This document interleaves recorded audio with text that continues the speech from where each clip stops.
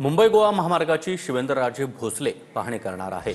गणेशोत्सवाच्या पूर्वी महामार्गाबाबत सरकार आता अलर्ट मोडवर आल्याचं दिसतंय। सकाळी 10:30 वाजता पळसपे इथून शिवेंद्रराजे भोसले हे पाहणीला सुरुवात करणार आहेत। त्याचा आढावा घेतला आमच्या प्रतिनिधींनी, पाहूया।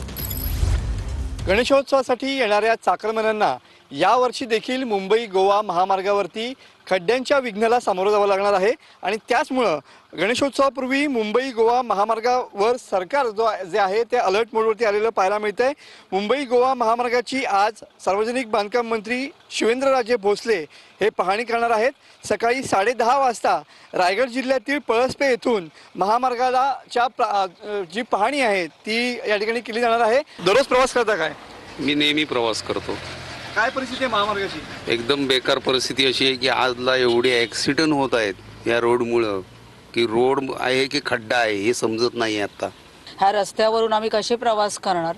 रस्त्याची परिस्थिती काय सध्या? सध्या रस्त्याची परिस्थिती खड्ड्यात रस्ता आहे, रस्त्यात खड्डा नाहीये। नक्कीच या बोलक्या प्रतिक्रिया आहेत महामार्गावरून प्रवास करणाऱ्या लोकांच्या।